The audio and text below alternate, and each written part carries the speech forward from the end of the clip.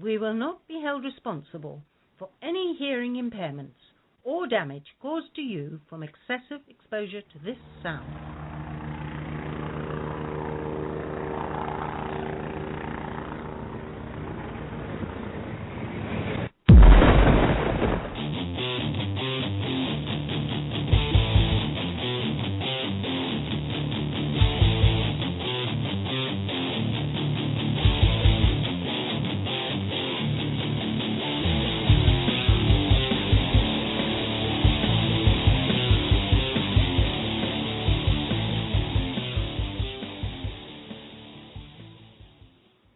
Hey, it is the 18th of January, 2013 at 10:30 p.m. on Nutty Coast. I am one of the hosts. I believe my name is Sean. Last time I checked my driver's license, it said it is.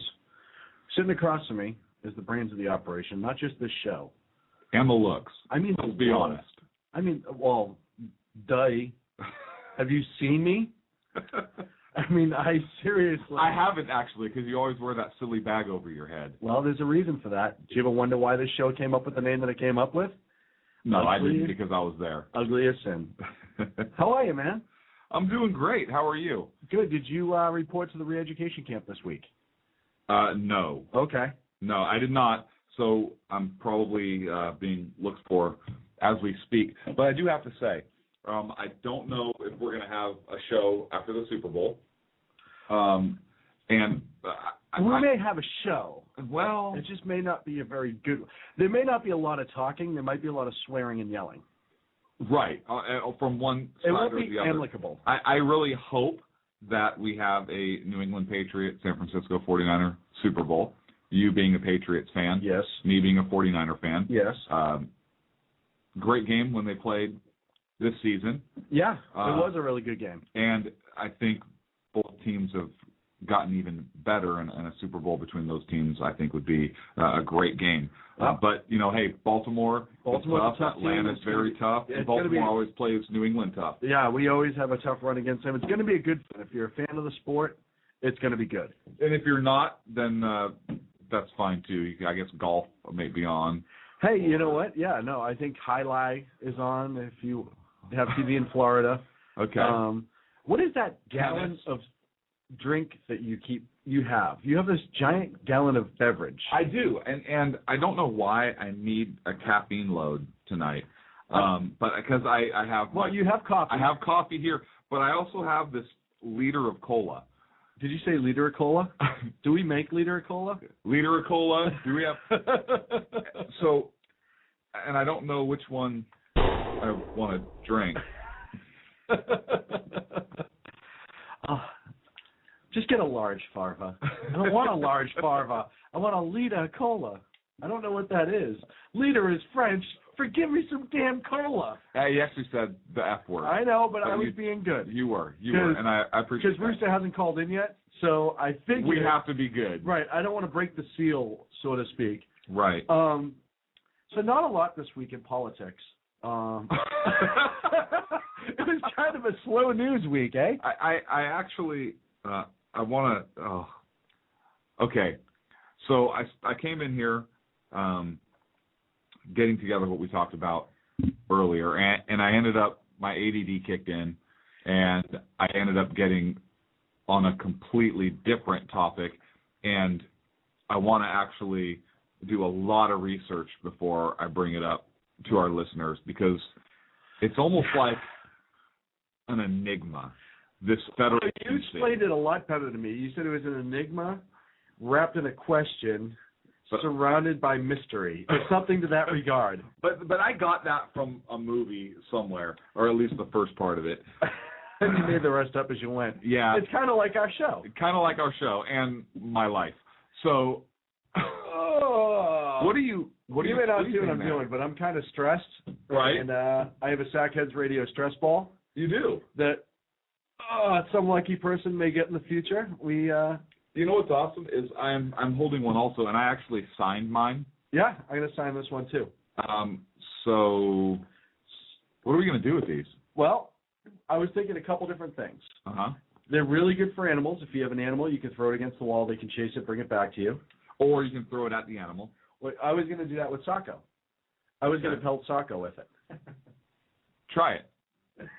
Yeah, it worked. It worked okay. this time. And it came right back to you, which is awesome. Well, I paid extra money to get the boomerang version. Nothing's too good for our listeners. So, oh, man. I don't even know where to start. Okay, I know where to start. So the thing that really had me, first of all, I noticed that, it's pretty bad when the president comes out with this huge, by the way, I went to White House website to get some information on these executive orders, or executive actions.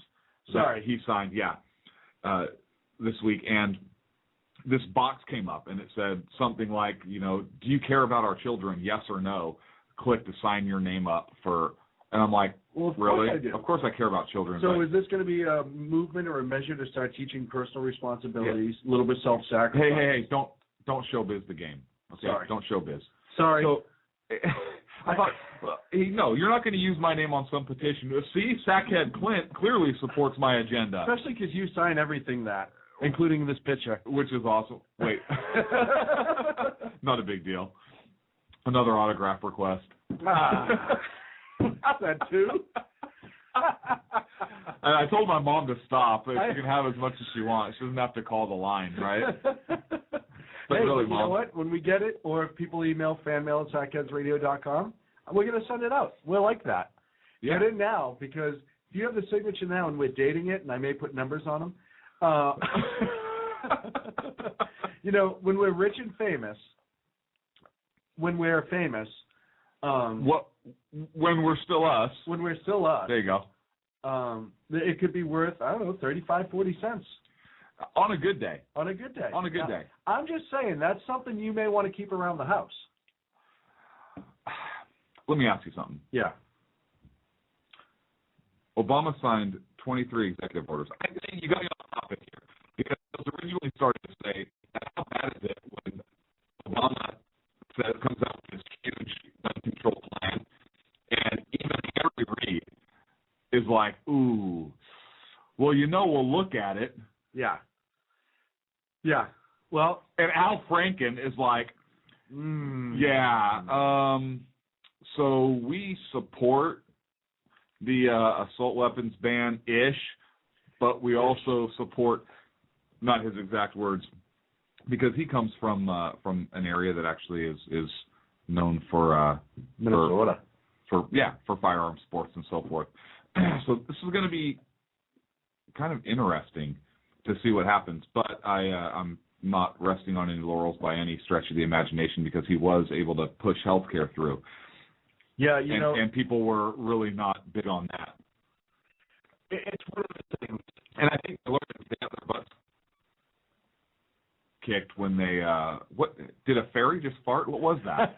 Seriously, I don't know. Again, once we get into the show, don't we have a sound guy that this crap's not supposed to happen? As soon as we get on the air, Sacco feels like he has to jump in my lap. And this never happens when our sound guy's not here.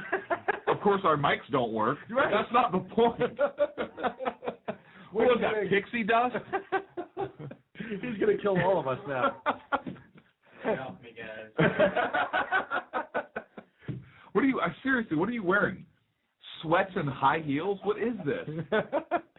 I'm glad you dressed casual to the studio, Sacco. I know. Here I am in a three-piece suit, just in case somebody comes in with pictures. And Sacco strolls in, sweatpants, comfy shoes, jacket. I don't think pumps are comfortable, but that's just me. Really? Now, what are you doing now? You're going to sit down? Yeah. We do need to get the webcam up so people can understand this is the funny mid-show. We've been sitting here for what, 2 hours ahead of time? Yeah. We could have done any of this then. But no. Where's my stress ball? I can just squeeze one too. No, well, he did go through with healthcare. He pushed it through, and it went through. I don't know if guns will get through as easily. Would you stop with him? Okay, first of all, he's in my lap like he was you over my shoulder, so I decided just to stare at him. And people literally can't see that. I know, so I'm describing it. I'm painting a picture. So my lips are literally about 2 inches from his cheek as he's leaning over, and he now got up. because it made him so This uncomfortable. is the most uncomfortable show we've had so far. Then you're trying to make your show sound I know, we're kidding. And Saka, we love you. when they tell me, And see that, And look at the smile that you have now. the smile I have. All right. Well, he got health care through. He did. And they got their butts kicked in the midterms As a result. after they did that. And I wonder if the Democrats are kind of learning, we might not want to touch this right now. Yeah, it's funny. Rooster did an article this week, and that one of his themes was short-term. Well, not themes, but one of the things he kept bringing up is like short-term memory, long-term memory. It's funny how the Democrats have long-term memory when it can screw with whether or not they get reelected. Yeah. Then all of a sudden they're like, oh no, wait, we might remember this, but it's short-term memory, with things like tyranny or anything like that they should know all about. Speaking of tyranny, let's talk about these executive orders Okay. that Obama signed. And I actually wanted to go through these because he signed 23 of them. And I actually wanted to go through them one by one because I think they're important. And not all of them are incredibly horrible, I don't think. I know there are some people out there that are like, they're all BS. And we have a discussion about that. But executive orders have been used, I think even Washington used the executive order. And the reason for the executive order is is so that the president can direct members in his administration or his cabinet to do whatever things, certain things. And this justification is in Article 2, Section 1 of the Constitution that states that the executive power shall be vested in a president of the United States. And that's okay because he can direct his agencies, which are branches of the executive, to act a certain way or do certain things. But it crosses the line when he uses an executive order in order to try and make a law, because that power is specifically given to the Congress. Right. And the Supreme Court has ruled on this in the past and has said that, no, Mr. President, you cannot issue an executive order that makes laws. For example, President Truman attempted to place steel mills under federal control. And the Supreme Court actually ruled on that. It was Youngstown Sheet and Tube Company versus Sawyer. And they said the order was unconstitutional because it was an attempt by the president to create law, which is not constitutionally his responsibility, his job. It's Article 1, Section 1 gives that right specifically to Congress. So when you have an executive order that tries to create law, that's a problem. As with anything else, obviously this executive order or this practice of issuing executive orders has kind of evolved and really kind of snowballed into what certain presidents try to use it for now, which is creating law. And, go ahead. No, it just boggles my mind how you can take the oath and be in the highest law of the land, and then turn around and say, you know what, I'm going to just bypass our way of government, and I am going to throw out these executive orders that change the Constitution. It changes the Constitution because he doesn't have the power to write laws. Congress does, and that's where the problem comes. Is look, if a president wants to write an order to a cabinet member or to a specific government agency which is under the purview of the executive, then okay, I can see the argument that the president has that authority under the Constitution and that the executive power shall be vested in the president. Therefore, if he is discussing giving an order to a member of the executive branch, he has the constitutional authority to do so. And I think that argument can absolutely be made. Right. And so I went down. I actually looked at these lists, or this list one by one, and I wanted to go through these tonight and discuss what it is, not that he's talked about doing, but that he has actually done in signing these executive orders. And we can take a look at them and see if he has the authority or not to do that, and really kind of understand what it is he's doing. So the first executive order thing that he signed was to issue a presidential memorandum which require federal agencies to make relevant data available to the federal background check system. And I think that's okay. He's directing the federal agencies, which are going to be, I would believe, under the executive branch, right. Those agencies, I don't know if it's only those agencies, in order to make data available for the background check system. He's giving a direction to agencies under his control. Right. Executive agencies, essentially. To make data available. I don't have a problem with number one. Do you? I don't see anything offhand. Okay. He issued a directive as the executive to the people that he controls. Right. Okay. To make relevant data available. What relevant data is, I don't know. But, to make this data available to federal background checks, depending what relevant data is defined as, I don't have an issue. And I got this list from FoxNews.com, who got it, according to their site, provided by the White House directly. Yeah.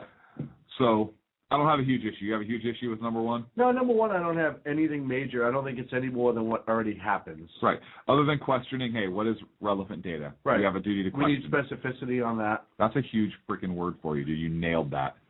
Just so you know. Every now and again. I got to check out the rest of the show. Number two, address unnecessary legal barriers, particularly relating to the Health Insurance Portability and Accountability Act, that may prevent states from making information available to the background check system. Now, I had a question about this one, because address unnecessary legal barriers. Mm-hmm. What does that mean? Is the Second Amendment a legal barrier that can prevent states from making information available? Well, I think the Second Amendment, maybe in his view, is a legal barrier. Are privacy laws legal barriers that he's talking about? What kind of legal barriers is he talking about? I think he's talking doctor-patient privilege, maybe? I don't know. Well, he says particularly relating to HIPAA. So I think absolutely doctor-patient confidentiality is an issue in this. And here's the problem. He's now not giving a direction to a government agency. What he's doing is he is addressing legal barriers or matters of law, right, which is not in his purview. That would be a matter for Congress or a matter for the courts. Right. So as far as the interpretation of those laws go. So if HIPAA was passed and he's trying to sidestep that, or he says, well, Congress, you passed this law, but I think some of it is unnecessary, and we need to address that. I don't think that's his place. Granted, he says address it. He doesn't say remove them, but I have an issue with this one. Yeah, I definitely understand. Well, first of all, and I had a problem with the doctor-patient issue right away. Absolutely. Is there something where I'm going to go in and it's going to be part of my physical now? Is this going to be, so, how you feeling? How's everything going? Bend over, touch this, grab that, cough. By the way, do you own any guns? Mom, I don't, but I got to go to the doctor. Right. I have an appointment later. Right. Can you knock this off? Well, yeah, I own guns. Why? You don't feel like killing anyone, do you? No. Then what's the point? Well, we're going to get to that later, but how is that any of my doctor's business? Exactly. That's what I mean. And number two, what happens if people now stop telling their doctors things because of this? As a result. Hey, somebody is sick. I'm going to say I'm sick, but I don't want somebody to hold this against me later on. Somebody is sick, or they're having these thoughts that they know aren't right, or they're having these feelings, and instead of getting the help that they need to see, not seek help. They're holding back. They're holding back because they don't want their doctor to make notification, to make their information public as part of any kind of check. Now, if I go to the doctor and say, hey, I'm having a problem with my trigger finger, it's acting up, I'm having a bad time at the range, you know what I mean? I'm like, all right, well, at least if he wrote in the report, problem while at gun range, finger, delay or numbness or whatever, that's different because that's a specific complaint. That was the example I gave, fine. But to just have a random part of it, hey, you have a gun? Well, I'm standing here naked in the paper Johnny, and you're asking me if I have weapons? How is this anything? How does this have to do with my doctor at all? Well, let's even take the. I agree. I think that's a separate issue, but let's take this to the point of, are they talking about mental health things, or maybe where are they going to stop this? Is it maybe, well, we don't believe you're physically capable of. Right. Where does it go? And I think once you have governmental intrusion into your doctor, it's a huge issue, and it comes into the whole. We can even get it off into the healthcare. Well, my other question, is it going to be somebody who goes, hey, you know what, I've had a really stressful couple months, family illness, whatever. I think I may need Xanax. I think I need some sort of just Xanax. Xanax. What did I say? Xantax. That's a stomach. Is That's it? a stomach thing. Is it? I thought it was like a Star Trek weapon or something. But or a bad guy from Star Wars. I just need some, or even less. People fly. I'm a really nervous flyer. They shouldn't have guns anyways, right? On the plane. But well, they should, but they can't. Flying causes me anxiety. I understand if I go to my doctor, you can give me something so I am less anxious on the plane.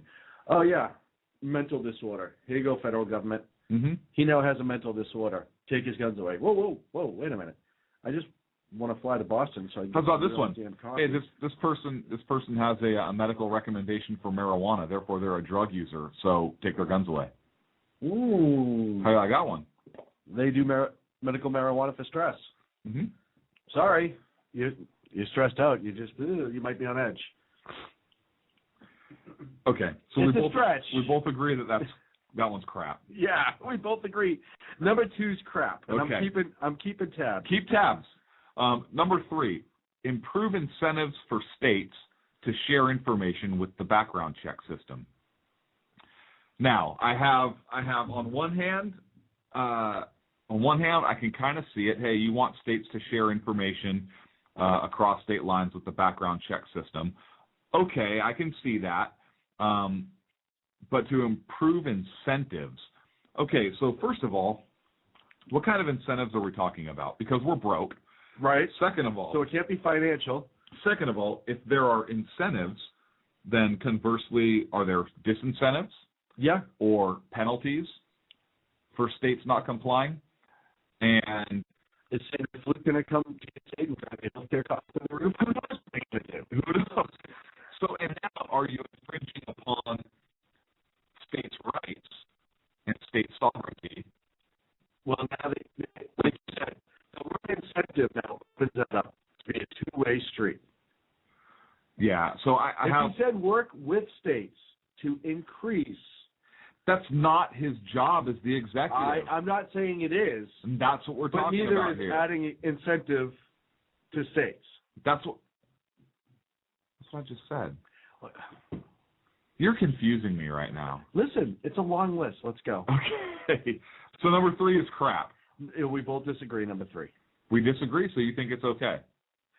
We both disagree with it. Stop that. Okay. So it's crap. Yes. Crap. I'll just put crap. Just put crap. Number 4, direct the Attorney General. So we sound okay so far, right? Right, because AG falls under him. Right. So direct the Attorney General, who's a total stand-up guy. Now, why are you laughing? Now, why are you laughing? I didn't know you were going to be telling jokes in the middle of this, dude. Oh, that's outstanding. Okay. I say something nice about somebody and you have to go take it. I'm sorry. It's okay. He's not a racist.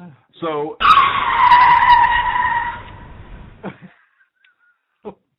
what? So direct the Attorney General. We think we're okay so far, right?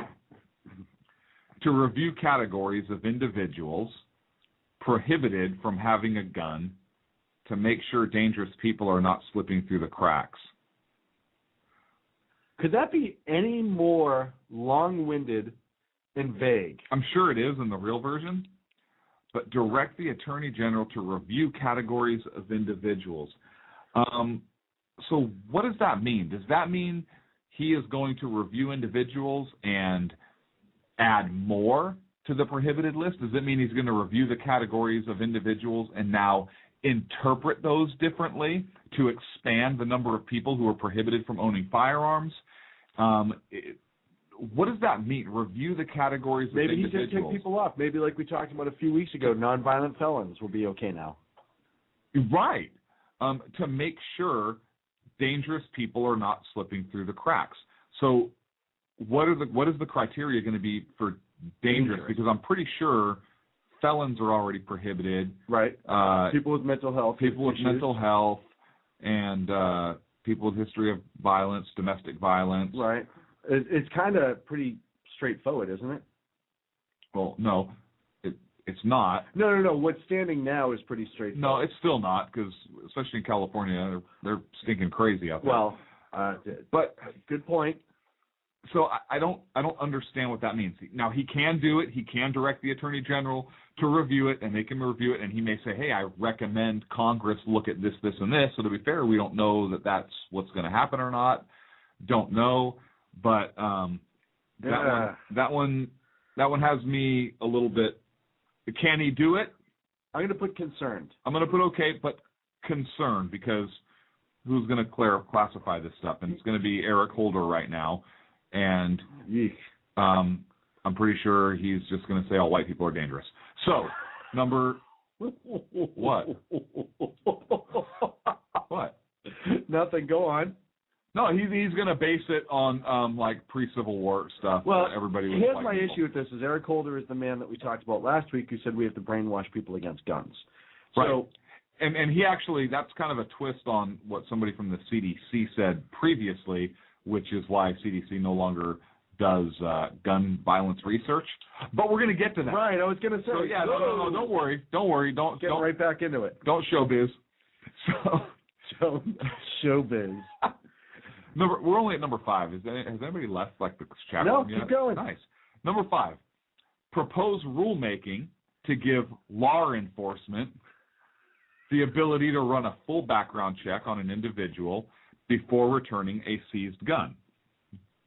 So what I'm okay with is propose rulemaking. Right. He's making a proposition. What I don't like is he wants them to run a full background check before an individual is returned a firearm. So basically, he wants law enforcement to run a complete background check, which takes time, before they return property lawfully owned by an individual.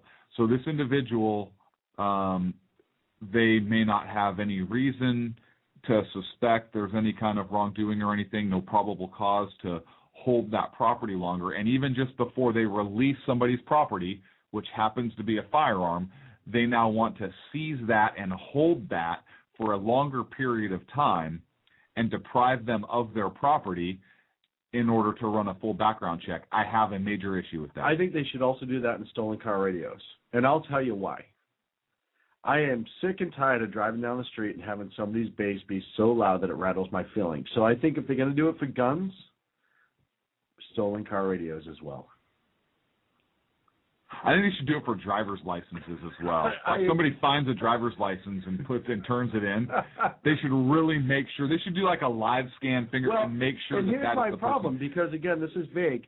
What happens if he turns around and says, "Oh, now, as part of this, you also have to get a mental health screen"? And that's the thing.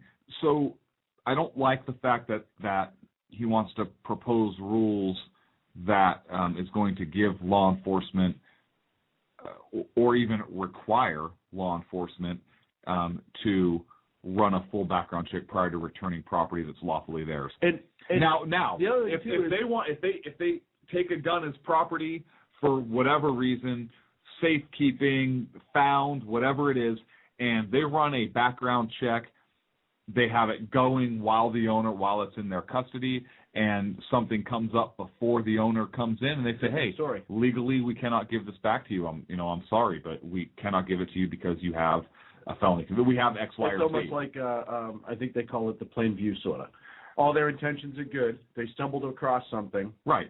And they're running it. It's in their custody.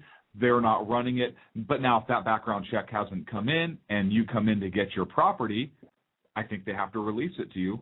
And then if they find out you're not supposed to have it, get a search warrant, get a judge to sign off on it, and go another route. I have a major issue. Well, and before anyone says, well, what did you do to get your gun seized?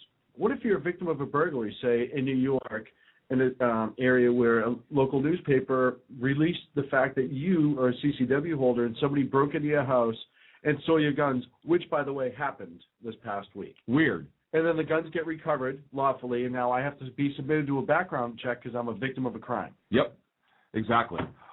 Crap. Absolute crap.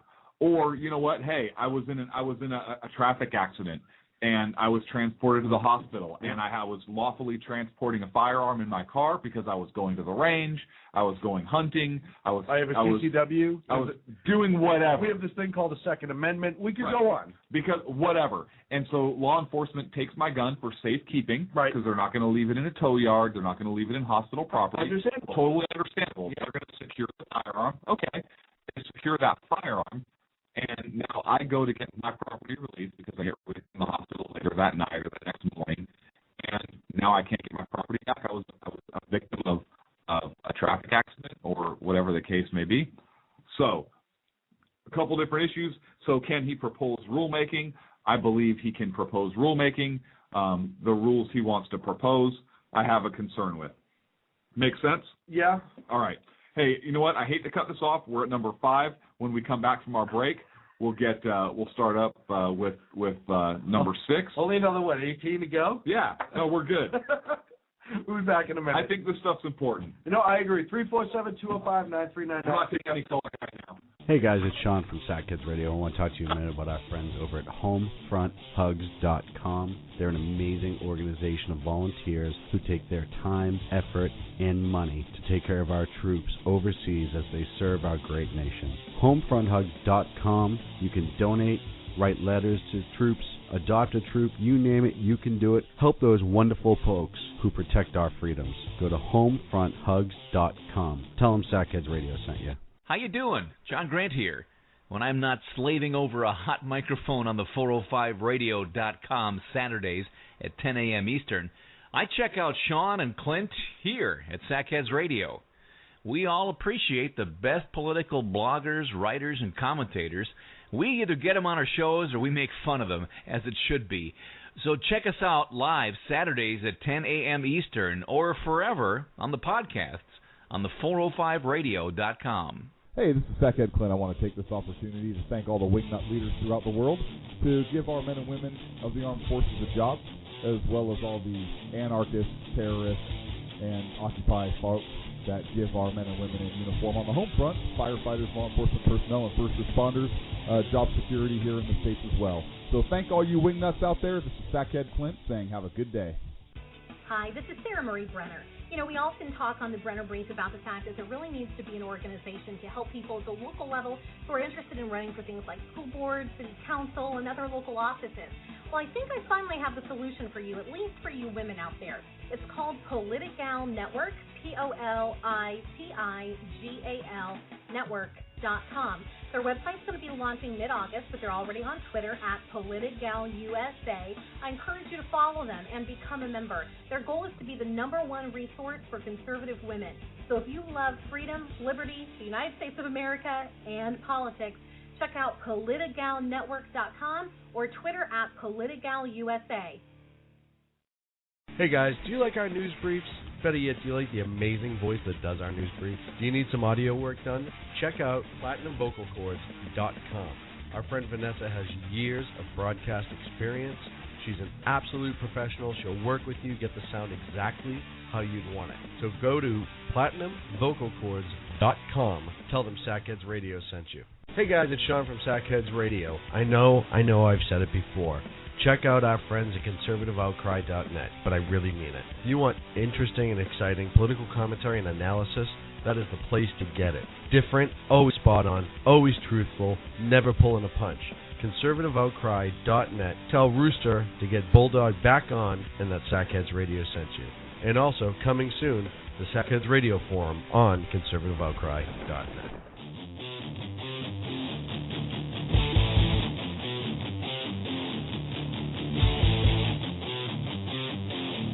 This is Sal from New York. Please listen to Sackheads Radio.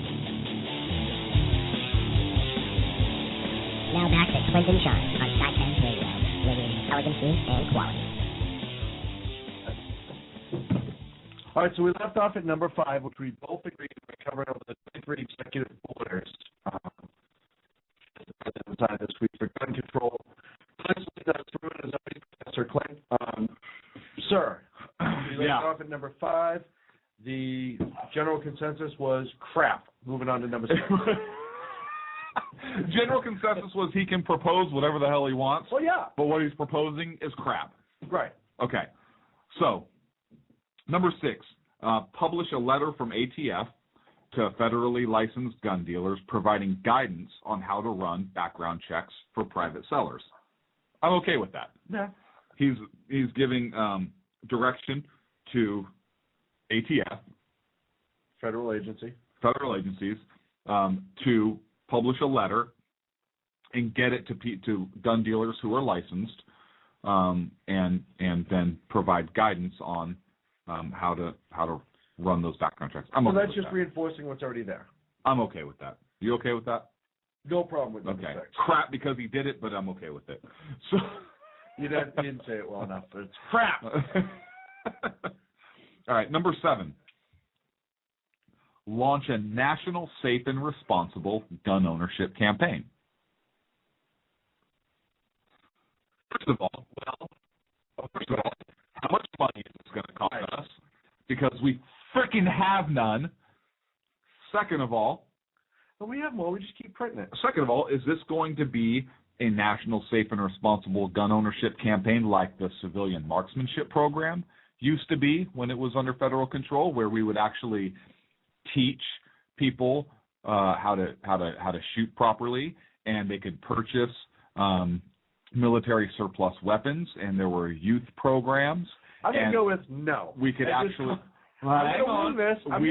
To be fair, we don't know that. All right, this is. But we're going to wing it and say no. This is a guess by Sackhead Sean. Right. Negative. Right. It's going to be more like the YouTube, all the liberal actors talking about how awful guns are and the brainwashing of our youth. Right.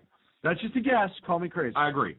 So, I don't think he has the authority to launch any kind of national campaign because where's he going to get the money for it? Unless it comes out of his budget for the executive.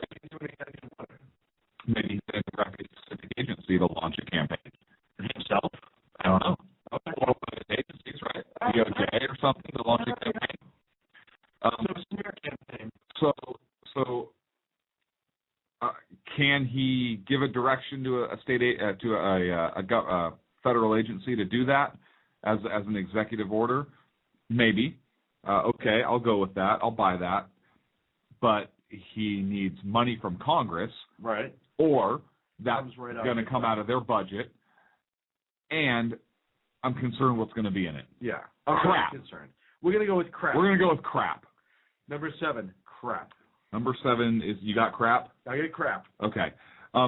Unless it's like I said, civilian marksmanship program. That is the most ideal example you could have given. I did a lot of research on that this week, and it was unbelievable. On the CMP? Yeah. It's private now. I know, it's privatized. It's privatized, but it was created as a federal program. Right. And an awesome program. There were youth shooting sports and, oh my God, kids with guns. Yeah. Yeah, hey, jackasses. There were less school killings, weren't there? Anyways.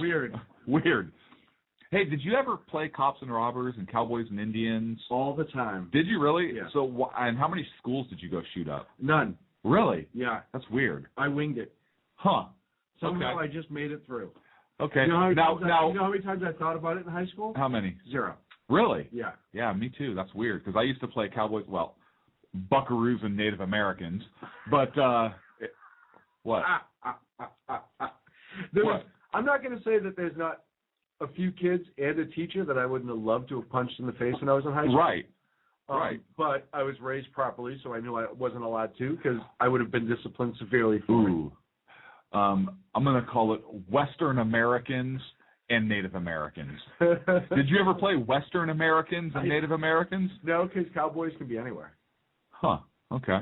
Rooster's in the chat room, and he said, I played doctor, but I wasn't asking if they owned guns, if you know what I mean. Oh, so you were playing with his pistol, huh, Rooster? You're dirty. Yeah, no, gosh. When did we leave off? With Rooster playing doctor. I still play doctor, Rooster. I do. I don't have to myself some cheetah biscuit and a cup of coffee. That's about it. What ache is that? What pain is that? That's my version of playing doctor now. Where did we leave off? Oh, we left off with crap. Crap. Okay. Well, could be good if it's done right. If it's done right, could be good. It actually would be a brilliant campaign if he made the right decision on it. If he said, hey, you know what? Let's educate people. Mm-hmm. Let's make it more safe. Let's partner. How's this? How would this be for coming to the middle? In this case, for gun education and responsible gun ownership. So, hey, you have kids in your house, make sure your weapons are secure. I don't think anybody has a problem with that. But we are going to partner with the Civilian Marksmanship Program and the National Rifle Association in this area to educate the people about how we can take care of our guns and aim properly and proper trigger squeeze. Hey, what do you think? Mr. President, your thoughts on that? Hello, Mr. President. Hello, Mr. Carney? Anyone? Anyone at all? White House? Nothing. Let's do an intelligent campaign that actually shows people how to use safely and store safely. Nothing at all. Okay. Oh, boy. Huh. Okay. All right. I was afraid that I was going to ask, well, okay, let's do a campaign that talks about how evil guns are, but we don't have enough room right now for if you had a... Unfortunately, they're all trying to talk at once, and it's not coming through very well. All right. So, number 8. He wants to review safety standards for gun locks and gun safes through the Consumer Product Safety Commission. I'm up in the air about this. I guess I'm okay with an order saying, you know what, let's review our safety standards to make sure that the safes that are out there are able to be properly secured, and make sure that the gun locks, if people wanted to purchase them and put them on their guns for whatever reason, children are home or whatnot, let's make sure that they are actually safe and not easily defeated. I'm okay with that. But with this president, I have to question motive. Right. So what my concern is here, and I'm kind of a weak okay with this. Actually, I'm going to go with I'm okay with this. But here's my concern on it. My concern is there going to be some new standard that's going to be suggested and then another executive order written that shall be enforced, yes, which is going to either put a very heavy burden on companies that manufacture gun safes and gun locks to where those prices are going to increase, or worse yet, there's going to be only a very few specific models that meet that, and now people are going to be out of compliance or be held civilly liable if something happens or whatever the case is going to be. So it's almost like it would be like a tax. So while prima facie I'm okay with it, not a big deal. It means on its face. Thank you. I'll be here all night. Unfortunately for you guys. It's not true. We have another hour and 15 minutes of this exciting show. So I'm okay with it, but I'm not. I'm concerned. I'll tell you why. Okay. I'm afraid that the safety concern. Does he have the legal? Does he have the legal? Okay. Yes. So legally he's okay. The motive is what I question. Okay. And I have a feeling the recommendation is going to come out that it's going to be a gun safe that's going to have a secondary door inside, and the third door is fingerprint activated, and you need your neighbor to come over with 2 keys, turn it at the same time, and the sun has to be at high noon in order to open your safe. And then it'll be a mandated compliance. Because right now, correct me if I'm wrong, securing a weapon in a safe is a state-to-state thing, or locked. Some states require. Yeah. So other states do not. Correct. But if he turns around and makes this a mandate. Right. But this is about reviewing the standards for them. Yes. I understand that. Yeah. I'm if he makes it a federal law. I'm thinking ahead. Okay, here's the standard, and now as part of the new federal law, you must secure all your firearms when they're not in use.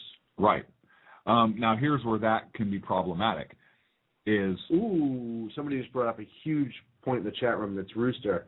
What if they have to install a government microchip that allows the government to override the locking mechanism during time of an emergency? Yeah. That's scary. I didn't even think about that. Thank you, Rooster. I'm going to go hide under the table now. Are you? I just won't use a gun safe. I understand that, but most gun owners who are law-abiding citizens try to do the right thing. Well, now hang on a second. States don't require you to keep your gun in a safe unless children are present, something like that. Well, no, some states are different. I know Massachusetts doesn't matter. You have to have your gun in a safe. It has to be secured at all times unless it's on your person or being used or, Or being used. I always use it. I use it as a hammer. Yeah. I like to stir spaghetti with it. I clean it all the time. You don't have to use it as a gun. No, I take it apart and put it together. I use it like a puzzle, right? I always use it. Look, it's an ornament. I use it to decorate my house. It is in use. What? How do you prop your front door open? Yeah, the law doesn't say I have to use it as a firearm, right? Even Rooster's laughing about that. So I like it. Hey, you know what? It's in use. It's in use as a freaking decoration. Look, it's a Christmas ornament. You should start going with that. Look, I lost baby Jesus. I put it in the manger scene. Right? Start removing the one piece of functionality that makes it a functionable firearm. Lock that up separately. Why? What are you going to do? Take your firing pin out and put it back together every time you want to use it? Hell no. No, it's an ornament. I'm just thinking for me, mostly because I'm thinking of my Glock. I could keep the rail in my pocket, leave the rest of it up on the wall, and then when I need it, it's not a weapon when it's apart. It's not a weapon when it's together either. It's how you use it. That's a good point. It's not a pistol when it's apart. It's a piece of plastic and a piece of metal. I say you keep the whole thing together, especially if you have to lock it when not used. I'm talking about the federal use. Law that will come into play. This will be the Massachusetts, I guarantee in the next 2 years, mark my words, the Massachusetts mandate that every weapon in your home needs to be locked up when it is not being manipulated for the appropriate reasons. Could I have said that any more non-offensive? Will be a federal law within the next year. Okay, but again, loose interpretation. What are appropriate reasons? It's not appropriate for me to display it on my mantle? I think it's appropriate for me to wear like a fig leaf when I open the door to pay for the pizza. It is. But, I'm also a little bit different. And I understand that. Okay, so final, you don't like it. Legal, yeah. You believe he's legally okay, but you're legally okay, but I think it's crap. I said the same thing. So what are you talking? What are you yelling at me? I didn't say we were arguing. I just wanted to give my point. All right, good. Number 9, issue a presidential memorandum. So now you have executive orders, executive actions, and presidential memorandums. Interesting. To require law enforcement to trace guns recovered in criminal investigations. Now, I have issue with this because is he talking about – okay, never mind. He's issuing a presidential memorandum to require federal law enforcement to trace guns recovered in criminal investigations. So he's issuing a directive to agencies under his executive control. Correct? Yeah. You okay with it? Don't they do that, though? You would think, but trace it to where? Right. Well, and my issue is it says criminal investigations. Mm-hmm. Now, if I have my weapon, my pistol in my home, and somebody breaks in and steals my safe, they cut the safe open with a welding torch, then they use that gun in a robbery. Let's say, God forbid, they hurt somebody with it. where do they go with that? Now, is it? I understand They trace it back to you. Right. I understand it'll be seized for evidence. I understand the court process and all that. But afterwards, they were like, "Oh no, you can't have this back. It was used in a heinous crime. We're going to melt it We down." have to melt it down. I don't know. That's my issue with that. I don't know, but all he's talking about here is to something trace they already guns. do, which I'm okay with that because they already do it now. Okay. Anyhow. But again, if you're going to take it back to like where the metal came from, or how far back you're going to take it, that's a money and resource issue. Right, huge money and resource. So okay, but we have plenty of it. So you order your people to do that. It's a money and a resource issue, but you're coming at it the budget that Congress gave you. That's how you see fit to spend your budget. Okay, whatever. Number 10, release a DOJ report analyzing information on lost and stolen guns and make it widely available to law enforcement. Like a hot sheet? What? Like a what? Isn't that what they call it? Haven't you ever watched One Adam 12? Like a forever ago. They have a little hot sheet they do for the stolen cars in the middle. Oh, I always thought it was a book I looked at in high school. No. What? I don't think the word was sheet. Oh, okay. Okay, I don't know. I thought that was like, well, one page you tear out of your dad's is a sheet, right? So. Am I the only one that watches old television still? No, Wow. but I just like, what? Seriously? What did you just throw I out? just watched an episode 2 days ago with the stolen car. That's the only reason I knew it. All right. Malloy got him. Some smart ass is going to research that and be like, no, you didn't. Yeah. So, any issue with that? No. I don't have an issue with it. He's ordering DOJ, his agency, to report information about lost and stolen guns. And you want to make it available to law enforcement, make it available to law enforcement. You would think it already would be. You would think, but they don't. Again, cost issue. But absolutely a cost issue. Cost issue, but he can do it, I think. I don't have any with the application other than the cost issue. I have no problem with that at all. Number 11, nominate an ATF director. No, sorry, you got to go without it. Okay, number 12. I'm just going to put crap anyway. Because whoever he picks is going to be crap. It's going to be crap.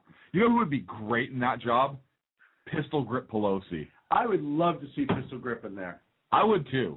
Or even, I don't know, either her or Dianne Feinstein. Ooh, that'd be a rough one. That would be good. Maybe you could have... That'd be almost as good as Kamala Harris as Attorney General of the state of California, who didn't get a single law enforcement endorsement. That would all... Oh, wait, that happened. That already happened. Yeah, that happened. Never mind. So we're going to do Pelosi and Feinstein as joint directors.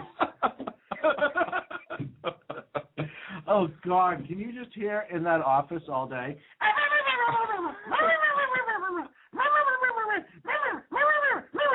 I don't know what they sound like when they talk, because whenever I see them and they open their mouths, that's all I hear. It's Charlie Brown's teacher. Okay, number 12. You okay with 11? No, it's crap. It's crap. It's all crap. Legally, can he do it, you think? Yes. Yeah, I agree. Okay. Number 12. Provide. How'd you agree? Yeah, I agree. Provide law enforcement, first responders, and school officials with proper training for active shooter situations. Absolutely fine with that. What authority does he have to do that?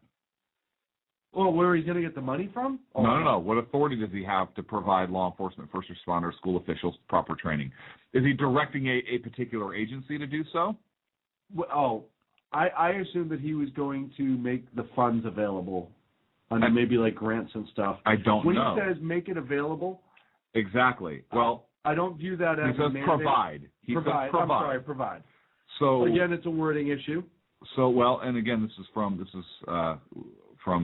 FoxNews.com. Got it from the White House, according to their page, and I'm reading this as they have it printed. So provide law enforcement, first responder, school officials with proper training for active shooter situations. Okay, first of all, if he is going to do that, which he is not, because he has zero freaking idea what he's talking about, as evidenced by his ridiculous stance. That's not true. Yeah, no, it is. Oh, it is. So if he's going to do that, he's going to have funding from Congress. Right. He can't do it. Second of all, he's going to need somebody with expertise to do it. which means he would probably have to provide a direction to one of his agencies, Homeland Security, something like that, to provide this training. Right. And I know there already is FEMA training out there online that people can go through and take some of these classes. And I know that there's law enforcement active shooter classes out there that is provided by Homeland Security and so forth as well. So I'm curious what he's going to provide. I'm okay with, but again, I think it needs to be a direction to an agency, and then it's going to be a funding issue. Because you're talking about now, is it going to be a train-the-trainer issue where you are going to go out and train officers, whatever, within that law enforcement agency to provide training to their employees department-wide? If so, is that going to be grant-funded?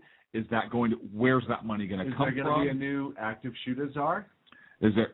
Rooster brought that up. Is he going to promote somebody to make him a czar in charge of all active shooter stuff? I don't. Depending who that person is, I don't know that I would have a big issue with that. I have an issue with the czar, period. Right. But if a new cabinet position was created, like a true cabinet position, and the person was, went through congressional hearings and so forth, I would be okay with that. Not a czar, but again, I think that's just a huge expenditure. And you know what? He's like a freaking kid who thinks that money grows on trees. Yeah.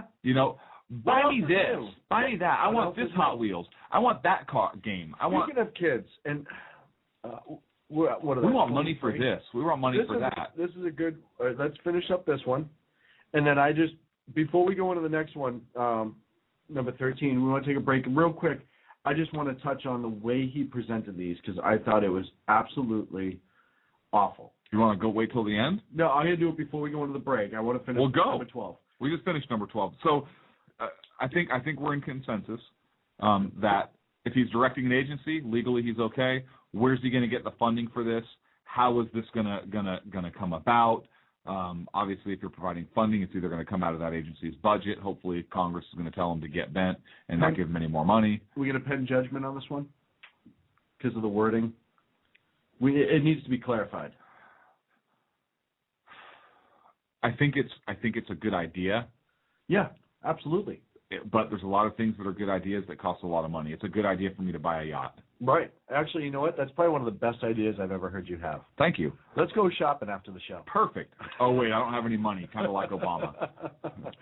So what? Kind of like just Congress. Print some out right here, sack-head currency, and bring it over. It should be good. Our $1 trillion wooden nickel. $1 trillion wooden nickel. So when he presented these 2 days ago, he had on stage with him a stripper. I was watching a totally different show. Was Biden. Never mind. Yeah, no, it was. Explains the skirt. He has all these kids up there. And to me, and I'm not the only one to say this, I know it's been said before, it says to me, if you don't agree with what I'm signing right now, you don't care about these children. Of course that's what he's saying. And just the simple fact that he would have the balls to bring those kids on stage and flaunt them around like that is absolutely atrocious. Does it surprise you? Seriously? No, but it doesn't mean that it doesn't piss me off. If he was giving them awards for something, if it was a different press conference, yeah, great. If he's doing it, whatever. But for this specific thing, okay, to bring them out there and use them like props, okay, and essentially put him back in the closet when he's done to push his agenda through, okay, it is so disrespectful. I really wanted to puke all over the television. Well, yeah, and I have something here that's kind of funny here. This is on the White House webpage. It says, in this effort to reduce gun violence, if this effort to reduce gun violence is to succeed, it's going to require all of us coming together and calling for a safer country. Okay. Sign on to show your support for the president's plan to protect our kids and communities. Right. Our kids and communities. Then share this page with others. Real quick. Are our kids not a part of our communities, and that's why he had to list them separately? Because I would think that they would be. So why would you have to separate them? Oh, I know. So you see the word kids and go, oh. Hang on. I have another quote here again. This is from the White House website. While no law or set of laws will end gun violence, it is clear that the American people want action. If even one child's life can be saved, then we need to act. Okay, so you're just admitting that no law or set of laws is going to end gun violence? You jackass. You actually put it on your webpage? Right. But the American people want action. Okay. Even if one child's life can be saved, then we need to act. Okay. But no law or set of laws will end gun violence. So you're obviously making it clear. So why? And you're obviously not concerned about that, because if you were concerned about gun violence, then you would know that handguns are actually the number one. The number one, but you're not going after those. No. Okay, he's a jackass. So, if you want to go a step further, look, we're up against the break. We left off at number 13. No, number 13. So I love how I say no and just assume that you were wrong right off the bat. Yeah, no, you do sorry. that a I'm lot. so sorry. It's okay. I'm not married to you. When we come back from our break, we'll jump back into our list. After this, Clint from Sackhead. Good night.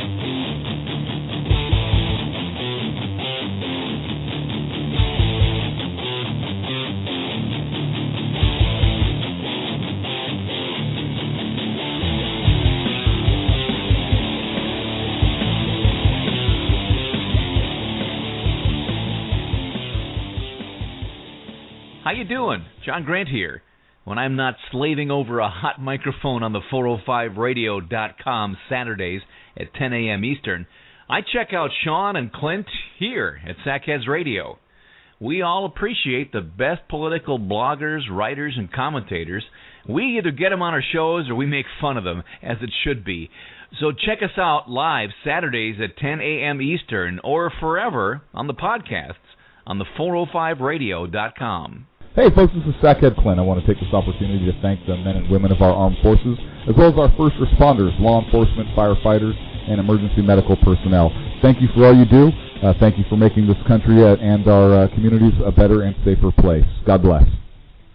Hi, this is Sarah Marie Brenner. You know, we often talk on the Brenner Brief about the fact that there really needs to be an organization to help people at the local level who are interested in running for things like school board, city council, and other local offices.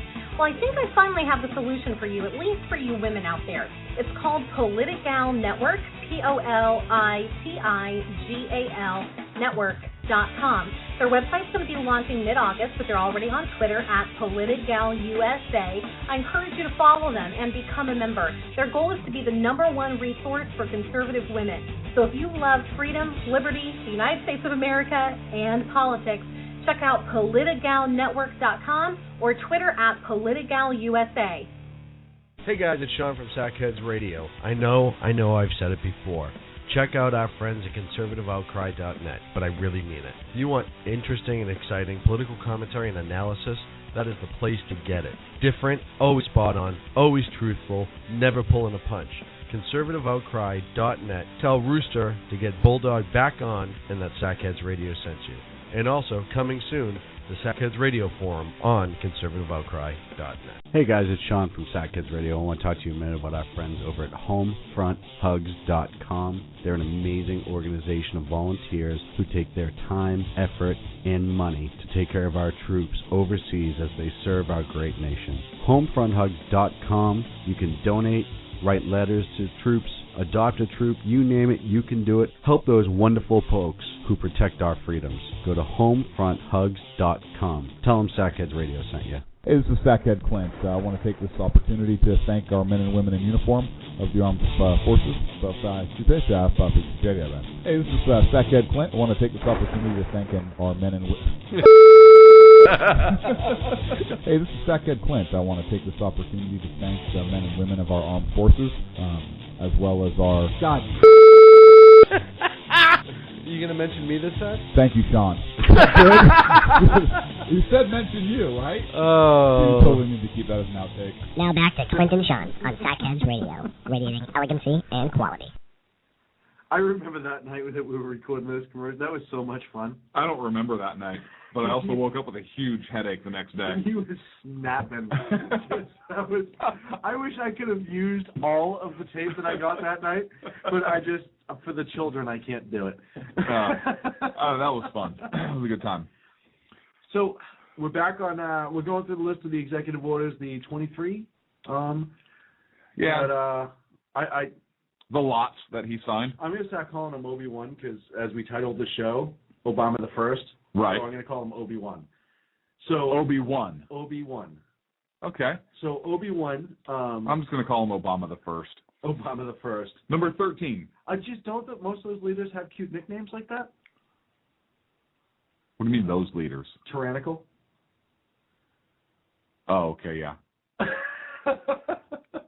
Kings do. Kings do. Mm-hmm. Yeah. I'll tell you, I'm really, and if we have time at the end, you know what's funny is, going to go off. What if there's another George Bush? Would we have a George III? GB3? The Democrats need to run a George, so we have a George III again. So, number 13. Maximize enforcement efforts to prevent gun violence and prosecute gun crime. I'm okay with that. Yeah, it makes sense. He's directing DOJ and federal law enforcement to enforce laws and prosecute gun crimes, which is good because he's actually ordering Eric Holder to prosecute something. Right, which is nice because he tells him not to. Right, which is awesome. Like himself when he's held in contempt of Congress. What? Or whatever. Well, I don't. Hey, you remember Benghazi? Yeah, nobody else does either. Huh. Weird. Hey, so basically if you're white and own a gun, you're going to get indicted federally. Number 14. What? Nothing. What? So 13's okay. Remember the Black Panthers that were clear voter intimidation and he didn't charge them? Right. Okay, so if you're a black felon and own a gun, you might not get prosecuted.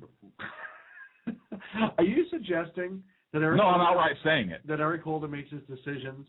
Did I not say I think the guy's a racist? I know. I think the guy's a racist. I agree. He's probably going to come after me because I sound white. You only sound it, though. Which is weird. So, can I be held for contempt of court if I just don't like something associated with it? Yes. I need a shot. Get that stuff over here. I know. We're going to start soon. All right. Number 14. Now, this is an interesting one. Issue a presidential memorandum, there's that word again, directing the Centers for Disease Control to research the causes and prevention of gun violence. Now, this has been done before. Right. And this was stopped because I believe it was Congress that was like, wait a second, so you're using tax dollars to basically say that we need to change people's minds and how they think about guns because the people that were conducting this research were so biased. So this research caused such uproar after this knucklehead made this statement. I want to say it was 92 or 94. I don't recall the exact year. But it was under Bill Clinton where this was stopped.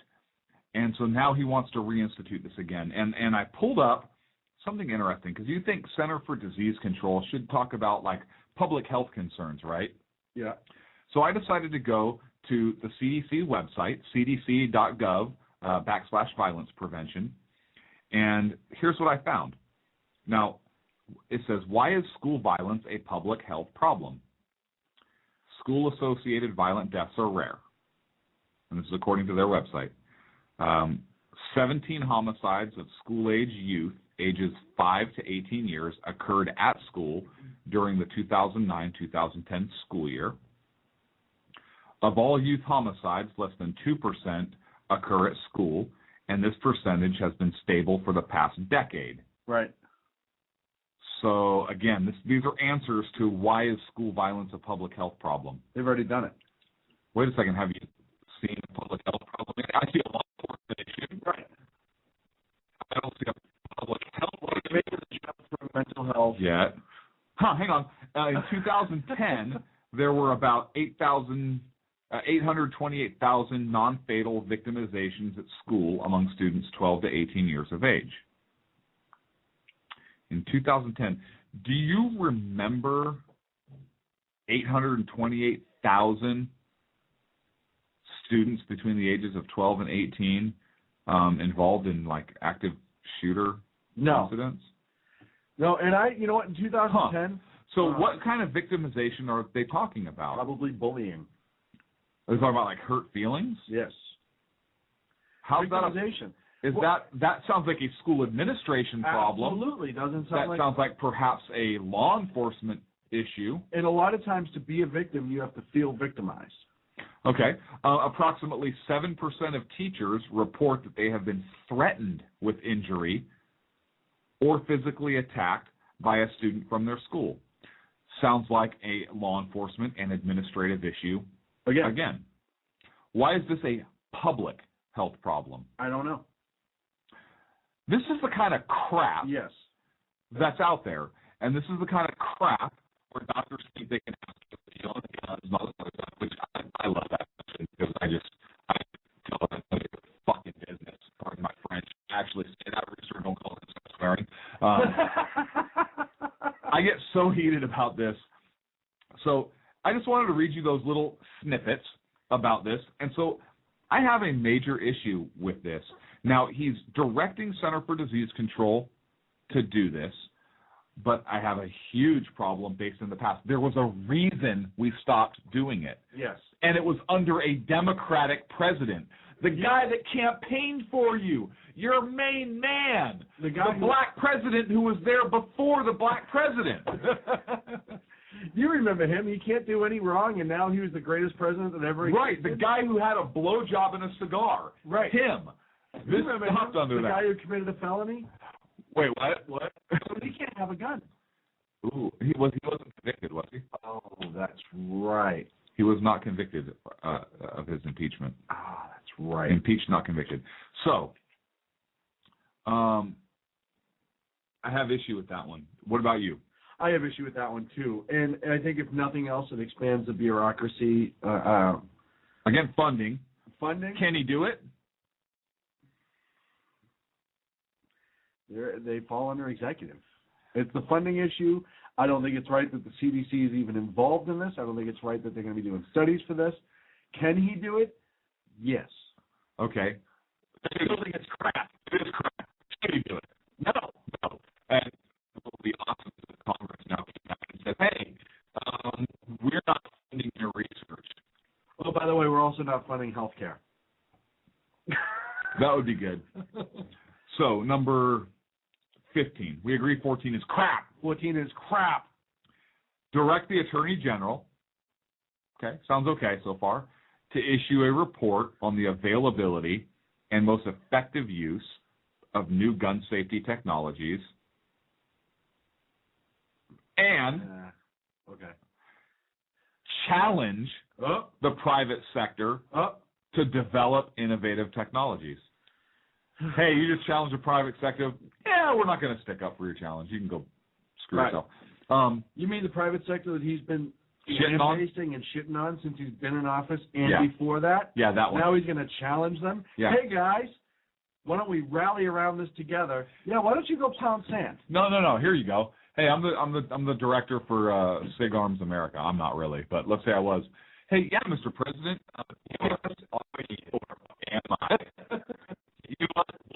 you give us funding. I'll be more than happy to look into develop innovative technology. It's going to take me about, how much more time do you have in office? It's going to take me about 4 years to do that. Yeah. So I'll go ahead and do that. But I'll make a deal with you, Mr. President. I'll do that research. Don't come after our companies anymore. Mm-hmm. Yeah. Turn your whole cheek on. Let's start really getting serious about what we need. It's education, appropriate education for firearms. Right. We need ranges so that everybody can learn how to use these appropriately. Why don't we model ourselves after nations where everybody has a weapon and they have virtually no gun violence? I tell you, I think it is a national security issue that we have a culture that is evolving where people do not know how to properly use a firearm. Absolutely. And that people are, it's a dirty word in some circles. We're becoming a nation of sissies. Anyways, 15. Can he issue the directive? Absolutely. Yes.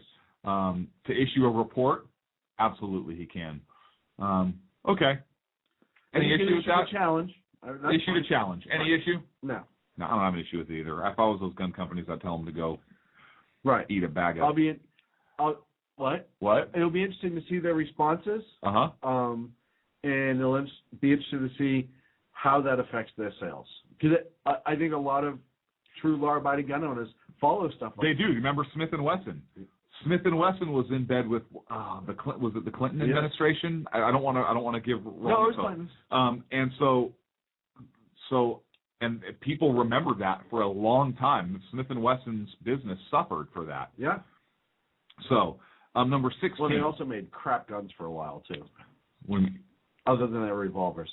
Yeah, in your opinion. In my humble opinion. And mine too. Number 16. Clarify that the Affordable Care Act. Wait, what? Hang on. Wait. Hang on. I know we're talking about guns. Hang on. Clarify that the Affordable Care Act does not prohibit doctors asking their patients about guns in their home. So we're going to sidestep HIPAA. Hang on a second. So we already talked about the one about those meddlesome laws that get in the way. And now he's clarifying a law. Mr. President, you don't have the authority to interpret the law. You don't have the authority to clarify the law. You don't have the authority to freaking pass the law. So why are you clarifying any part of the law? And that's up to the courts to say whether it does or does not prohibit doctors. And it's up to the Congress that passed the law to say what their intent was. And it's up to HIPAA, which is still law, to dictate that. Not you. Who are you to clarify anything when it comes to law? That is not your job. Run the executive branch. That's what you do. I'm so glad you brought this up because I think this is something that he's needed to hear for over 4 years now. I don't think he realizes that. He should read that little book. No. Pierce. No. That just gets in the way when let's hear Pierce the crap put it out. What's that guy's name? Pierce the junk. Pierce a nipple. Pierce. What is it? Pierce your taint. I don't know. I think it's something. It's something. I don't remember. Okay. He has no right to interpret or clarify. If he wants it done, he needs to go do it about it appropriately. Yeah. Ask Congress what they meant by their intent on it.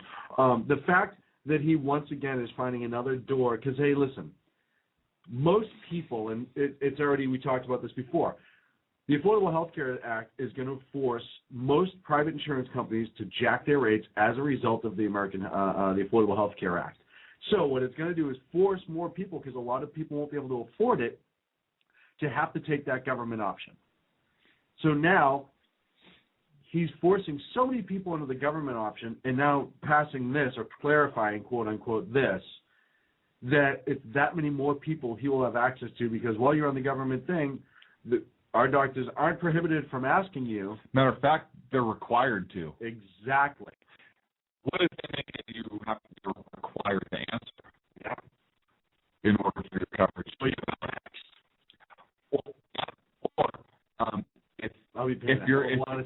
If your health questionnaire is not filled out completely, your coverage may be denied. And you own a gun? How many guns? They're going to cross-reference it with what if you're in a state that requires registration, you know they'll cross-reference it. Mm-hmm. So you know you do. Do you own guns? Run background check. You're answering the question. Right. Right. How many? A lot. Or some. Or run a check. Do you own guns? No. You have 15 guns registered to you. No, I have 15 firearms registered to me. I didn't understand the question. I thought you were talking about these guns. Sorry, Mr. President. You should have clarified what you meant. You douche. It gets even better. Number 17. Release a letter to healthcare providers. That is complete crap. I'm going to go off of crap and say bullshit. Yeah. Full bullshit. Yeah, it's just right. B-U-L. I'll just do BS. I kind of know what it means. Do you? Yeah. Okay, you're good at it. Yeah. Number 17. Release a letter to healthcare providers clarifying that no federal law prohibits them from reporting threats of violence to law enforcement authorities. So can he release a letter that's released under the executive branch? I would say yes. To clarify, hey, nobody prohibits you from reporting threats of violence. Which they already have. Right. So what's the point? So there's a cost. Right. He wants to reiterate something. Right. That's already standing. It's contrary to what is it standing in all states? I believe so. Okay. I would have to verify that. However, I am almost positive that if any sort of person's under medical care and they say to that doctor they have or are going to commit a violent act, that doctor is obligated in most states, I know Massachusetts where I'm from, they are obligated to contact law enforcement. Agree. And California is also. Now, if he releases a letter, can he or the White House clarify law? No. Just discuss this. Sort of the job of the DOJ and issue an opinion, clarify law. Hey, we don't believe federal law. Right. We don't believe federal law prohibits you from reporting threats of violence to law enforcement. But I don't have a major issue with number 17. Other than the cost. Number 18. Provide incentives for schools to hire school resource officers. I don't have an issue with that. So I guess the NRA wasn't totally out, huh? Doesn't look like it. Those loons on the right that the president is now. Yeah, those crazy people. That's weird. Why would you want schools to hire police officers that have guns? Why would you want to bring a gun into a school? Maybe we should go back to that. You crazy. If you're on board, silly. Obviously, the president's crazy and maybe shouldn't own a gun. We should. If he's for 18, then why don't we go back to number 8 and make gun safety a positive thing? We already talked about that. I'm just saying, because that's 2 times now that he said that he's pro-gun. Right. Well, he said it's right on the White House website also that it's pro-Second Amendment, as that it applies to individuals. Right. Bullshit. But I don't have an issue with that. No, I don't. What is incentives? I don't know what incentives is. Is that cash? Again, a money issue, but. Grant, I don't think that's a federal job. I think the White House maybe can come out and say, hey, it'd be a good idea. We'd like to see our municipalities push this, maybe support the idea. I don't think it's up to the federal government to provide money to local school districts and Department of Education. Unconstitutional organization, in my opinion. Anyways. Yeah, but they still do it. It doesn't make it right. No. Okay. A lot of the things that he does isn't. You know what? I like school resource officers. I think it's a great idea. I think anytime you have an armed, anytime you have an armed good guy there to protect kids, that's a good thing. Yeah. Number 19. Again, I question whether it's a federal government's role. I don't think it is, but hey, they can come out and say, hey, this is a good idea. I don't know what he means by incentives, but not an issue. Develop model emergency response plans for schools, houses of worship, and institutions of higher education. So houses of worship maybe would be the Capitol building. I don't know, but it's the White House. Or the White House, yeah. That might just be considered the promised land now. Okay. I don't have an issue if he's directing his agencies to develop model emergency response plans. No. Do you? No. Maybe under FEMA or Homeland Security. I mean. Maybe give it as a guide to local school districts or whatnot. Whether you agree with those agencies or not, they exist. He has the right to do it. I agree with the intent of it. I absolutely, people should be educated and educate themselves. I don't have a problem with that. All right. And plus to have it's a model emergency response plan. This is what we recommend you should have in yours. You can add, delete. This is Inga. She's your model emergency response plan. Right. In case of an emergency, break glass. She's in the bikini. Run with her. Nobody would dare shoot at her and go out the front door. Because she's so beautiful. Right. I don't think you lost me on that.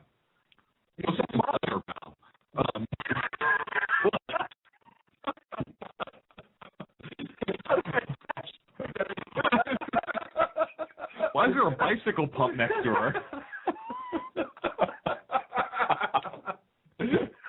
What's this tube? Lube? What is this? I don't even understand right now. Oh, this is Clinton's emergency response plan. I was wondering why the hose coupling wouldn't fit. Why is there a cigar here? This is just Bill Clinton only. For everybody else, it's an actual working operational plan.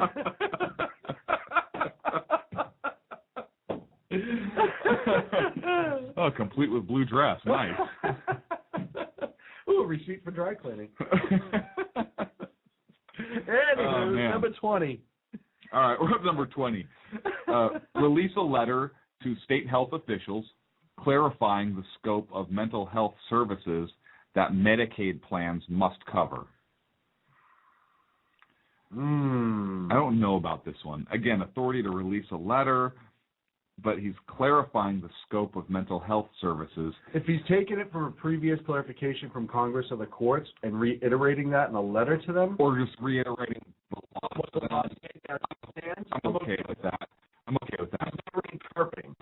Now, if you need a letter from the president to clarify the freaking law, isn't it maybe a little too complicated? Wait, our Constitution is written on a few pages.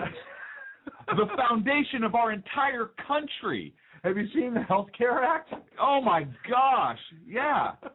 Oh, good. Everyone saw that. Yeah, everybody just totally saw that. I think it was. Okay. It's the size of the pistol grip thing. Never mind. Forget it. So.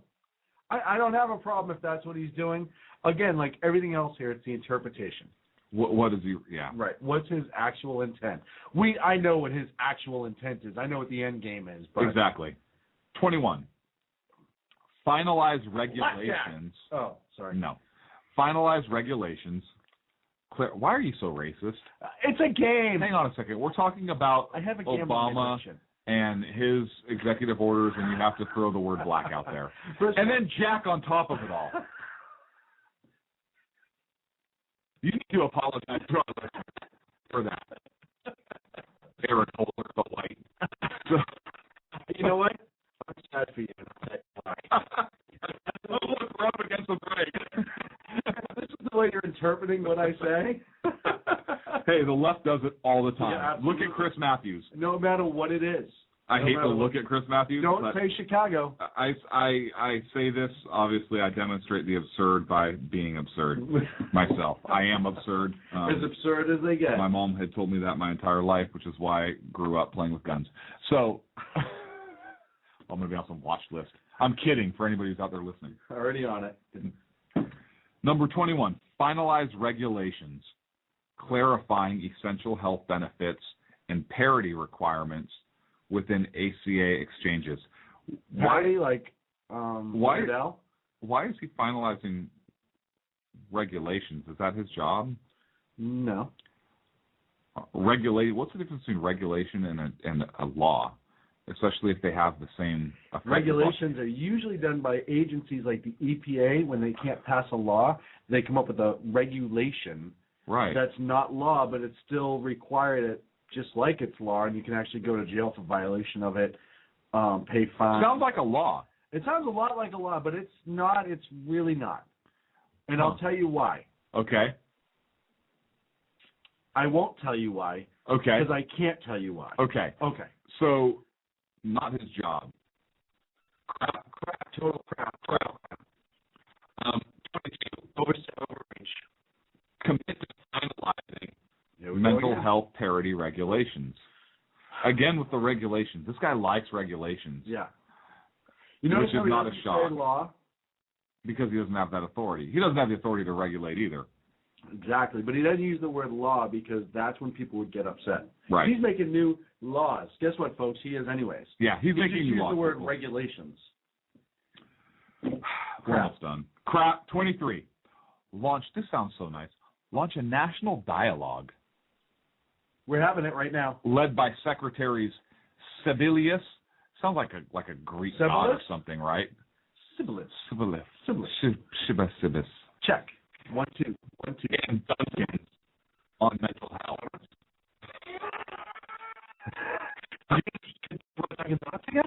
Yes. Oh, I'm dialed now. I lost you. Okay. What do you think? Launch a national dialogue. I think it's going to cost money, but he can do it. What's a national dialogue? We can discuss it. Okay. We just discussed. To what end? Oh, to hit their. Unfortunately, it's going to be to their end game, which is to completely get rid of the Second Amendment. He could say he respects it. He could say that he understands it. this is all, and I know we'll... And just to clarify, Arne Duncan is the education secretary, and Kathleen Sibililis is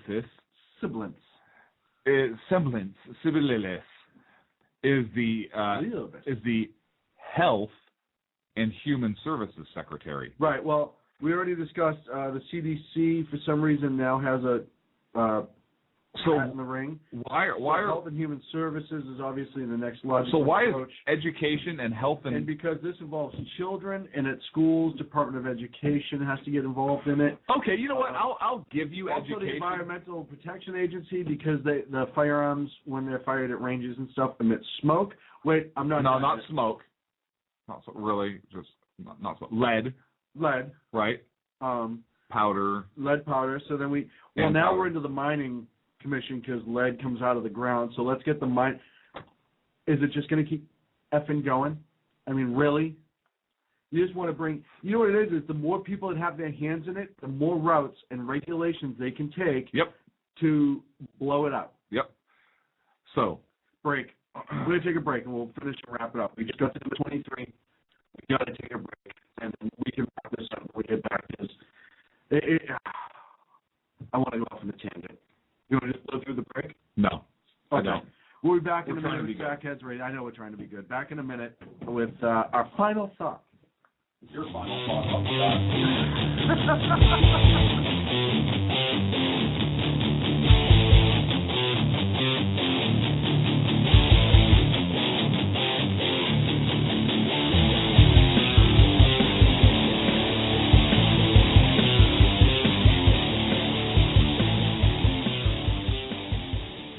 How you doing? John Grant here. When I'm not slaving over a hot microphone on the 405radio.com Saturdays at 10 a.m. Eastern, I check out Sean and Clint here at Sackheads Radio. We all appreciate the best political bloggers, writers, and commentators. We either get them on our shows or we make fun of them, as it should be.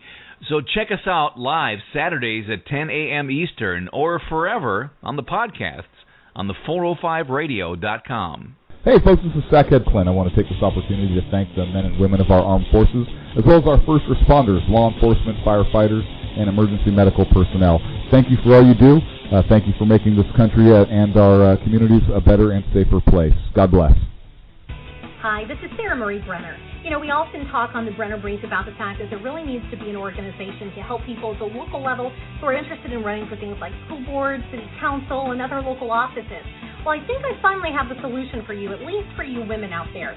It's called Politigal Network, Politigal Network.com. Their website's going to be launching mid-August, but they're already on Twitter at PolitigalUSA. I encourage you to follow them and become a member. Their goal is to be the #1 resource for conservative women. So if you love freedom, liberty, the United States of America, and politics, check out PolitigalNetwork.com or Twitter at PolitigalUSA. Hey guys, it's Sean from Sackheads Radio. I know I've said it before. Check out our friends at conservativeoutcry.net, but I really mean it. If you want interesting and exciting political commentary and analysis, that is the place to get it. Different, always spot on, always truthful, never pulling a punch. conservativeoutcry.net. Tell Rooster to get Bulldog back on and that Sackheads Radio sent you. And also, coming soon, the Sackheads Radio Forum on conservativeoutcry.net. Hey guys, it's Sean from Sackheads Radio. I want to talk to you a minute about our friends over at HomefrontHugs.com. They're an amazing organization of volunteers who take their time, effort, and money to take care of our troops overseas as they serve our great nation. HomefrontHugs.com. You can donate, write letters to troops, adopt a troop, you name it, you can do it. Help those wonderful folks who protect our freedoms. Go to HomefrontHugs.com. Tell them Sackheads Radio sent you. Hey, this is Sackhead Clint. I want to take this opportunity to thank our men and women in uniform of the armed forces. Hey, this is Sackhead Clint. I want to take this opportunity to thank our men and women. Hey, this is Sackhead Clint. I want to take this opportunity to thank the men and women of our armed forces, as well as our... God. You going to mention me this time? Thank you, Sean. Is that good? We said mention you, right? Oh. You totally need to keep that as an outtake. Now back to Clint and Sean on Sackheads Radio, radiating elegancy and quality. So you finish number 23. We finished with 23, and now I have something interesting here. We discussed kind of the end game, and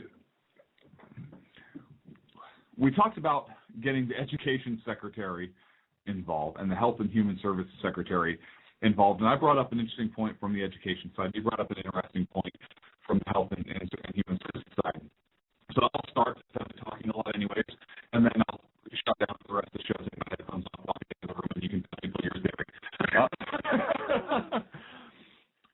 I believe because he says he wants to launch a national dialogue led by these secretaries, one of them being the education. Education, thanks, Secretary Duncan. Donuts? I wish, and so do you. If you're bringing education involved, and we know Obama's endgame, we know it. And the progressive endgame is obviously to get rid of firearms. We know that. I don't think that's a huge secret, even though they try and disguise it. It's a thinly veiled disguise at best. And we know that's what they want to do. We also know history has taught us that the progressives are very patient.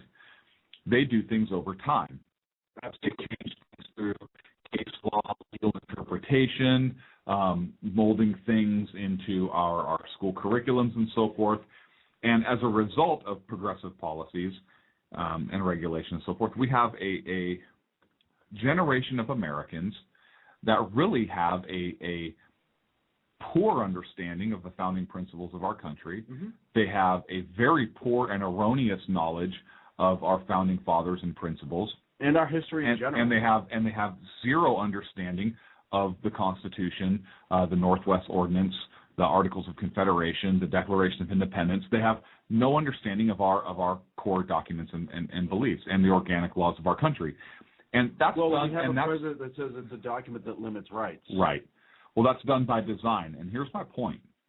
You have the Education Secretary now involved. So what are they going to do? Are they going to initiate this dialogue among their children now in schools?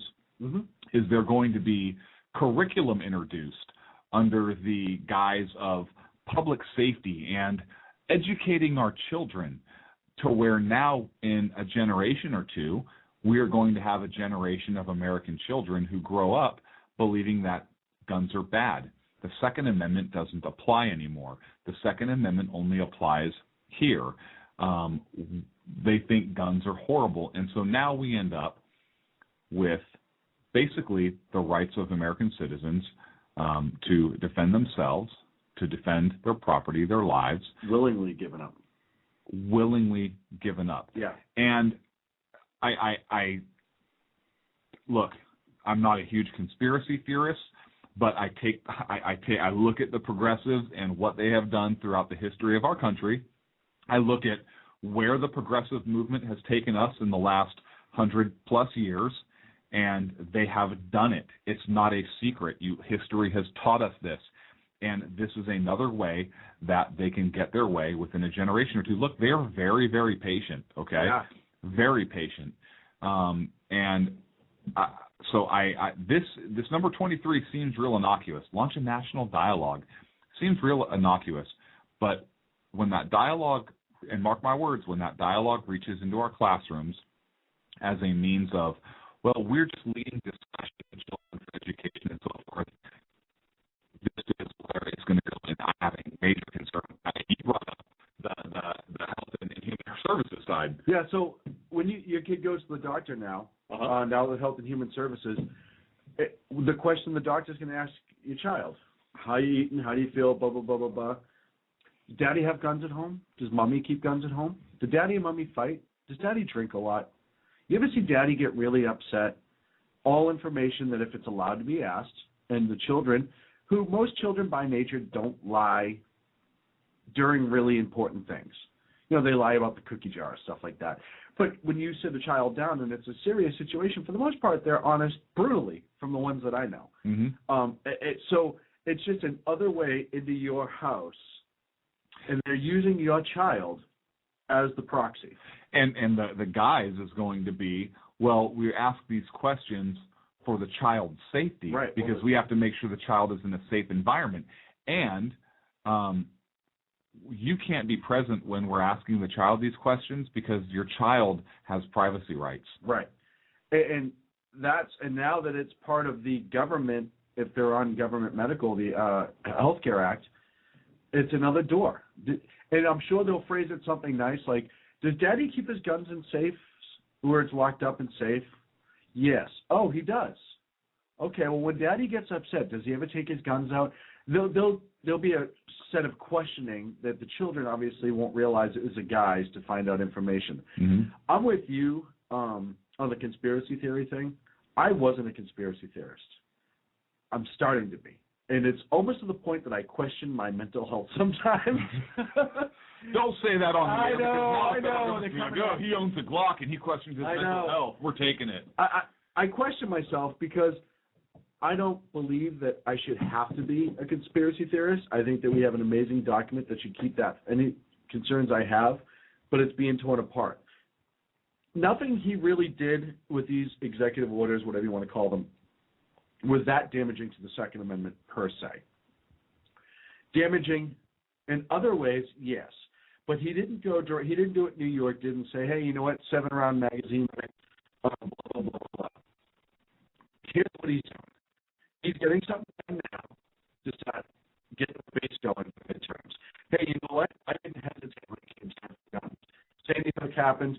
I said Biden in, said get me something going. We did something right away. I'm getting that base going. Yeah, he's anti-gun. I'm going to really get that going for the midterms because if we could take Congress totally for the Dems and the progressives because people are so upset at the right wings for, oh, my God, they love guns, they hate kids, blah, blah, blah, blah, blah, then now I can start dismantling the Second Amendment because the problem is a lot of Democrats live in states and districts that are pro-gun. I understand that, but pro-gun, it'll be interesting to see how many pro-gun voters come out. I'll tell you right now, and when you are talking about guns, that is a hot button issue. Right now, and I'm on the social networks all the time, Twitter and whatnot. It's a hot and heavy issue, and there's a ton of conservatives out there that are really pushing gun rights and making sure people understand what's going on, and they're doing a good job of it. But midterms are 2 years away, a little bit less. Mm-hmm. They're waiting for it's all about timing. Conservatives are upset now, but they're waiting for it to diminish. He's going to come out here and go, hey, you know what? I could have around the guns a lot stronger with executive orders. I respected the Second Amendment. Everybody can relax. And people are going to do just that. Not everybody, but a lot of people are going to go, yeah, he didn't touch it. Okay, fine. And start to turn the cheek. But the end game is going to be disarming people. Of course, we know what the end game is. There was a Fox News poll that was done, and they found that twice as many people favor more guns over banning guns to reduce crime. I agree. And if you look at maybe people actually have common sense. If you look at statistics, I'm going to take a call here in a second. If you look at statistics, that's a proven fact over and over and over. We talked about it last week. All the way around. The more armed people are, the safer it is. So that makes sense. But they ignore that. They don't care. And part of me starts to think they don't care about the person-on-person crime. It is what happens. It's their agenda. It's our agenda. Yep. So I was speaking as... Oh, I see. Okay. Would you stop trying to push that on me? On the line right now is a man that needs zero introduction whatsoever. Hi, Dad. Oh, it's not my dad. I'm going to give him an introduction anyhow. Okay. Wait, not that one. I'm going to give him a better introduction. Blue, that's a joke, son. A flag waver. It's Rooster from conservativeoutcry.net. Rooster, how are you, sir? I love Foghorn Leghorn. Gentlemen, this is no joke. This is no joke. But this one we have here, he's not patient. He only has until 2010. Well, not if Senator what's his name has Congressman from Providence has his way. He already put in for it. Clint, I have yes, to sir. think back. I haven't talked to you guys in a while, and we kind of got off on the wrong foot last time. You and I are not so different on this issue, really. I believe that limited regulations are in order. You believe you should be able to own a tank. We're really not that different. I just simply believe the tanks will come when necessary to us. Aircraft carrier. Well, those two, they'll come to us. Okay. When the light goes off, they're going to come to us. A couple of observations. First, I don't think you can look at all 23 of these individually and say, oh, they're a bunch of crap. You have to look at them together. And together, I don't think they're crap. I think it's pretty dangerous. No, it is. When we say crap, we just meant that we think it's crappy. It's crap. This whole thing is crap. It is dangerous, and we're not saying that we disagree that it's dangerous or we think, oh, it's just fluff or him just puffing up his feathers. No, it's absolutely dangerous because we understand what his end game is, but it's crap that he's doing this. Well, the way I look at it is he just started the snowball at the top of the hill. That's what this is. Yeah. It's not one thing you missed, though. Go ahead. Is when he talked about how many people have died since Newtown, which at the time I think was 900. Right. Now it's 1,000 or a little over 1,000. Right. And he completely ignores.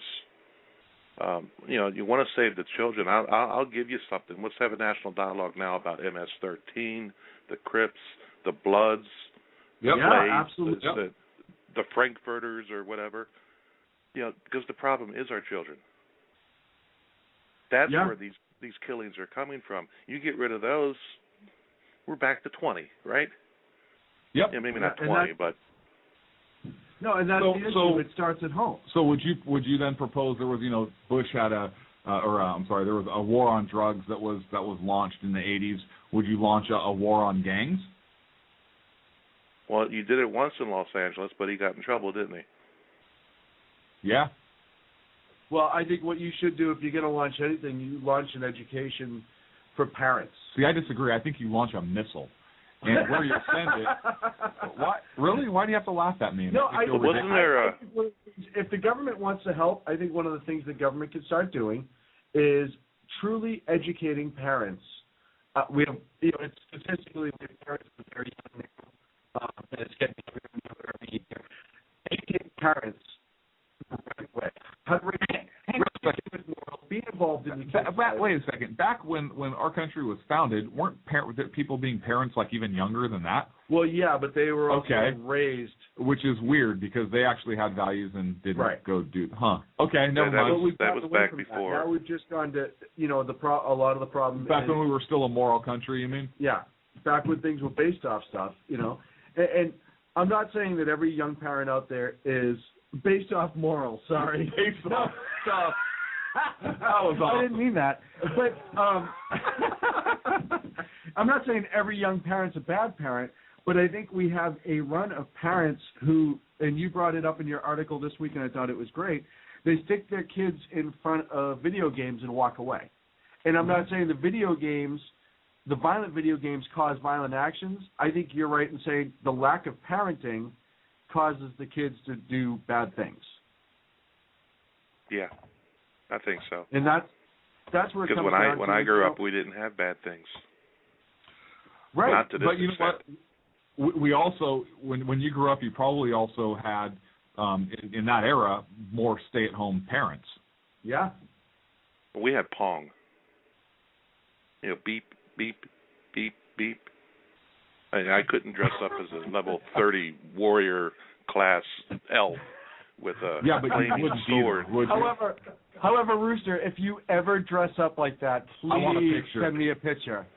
No, it comes down to education and parents at home and parents teaching the kids. Not the federal government's job to educate the parents. I'm kidding. If you launch a campaign, if you're going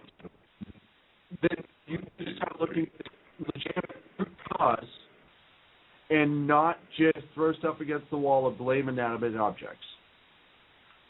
Okay. Yeah. You know what I mean? If you're going to do it, you need to do it. Right. Hey, how come my It magazine based things on fits stuff. 15 bullets? Why I'm does counting. it? I can get 15. Because, no, I can get because, 15 bullets in this. And you can get one in the pipe too. So that would be 16. So then, So, well, hang so the on guy a that's second. going Hang to on a second. Charge kill his me, gun. he's got Now take one out 16 and bullets put and I can another. only have 10? Yes. Yes. Isn't that That's why you train harder.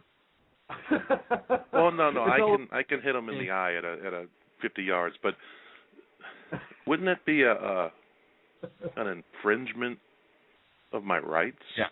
Isn't that a bad regulation? Bad things are going to happen because of that. Yes.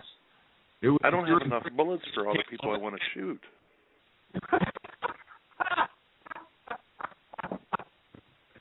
Oh gosh, we'll have to go back to realizing what the sarcasm voice is. The problem is youth, honestly, and I hate to say it, has no respect for life. And you look at cities like Chicago that have a fairly high poverty rate, and it's one of the most violent cities in the country right now. But you can't have a gun there. Huh? Wait. Well, there's you no can't have guns a gun in Chicago.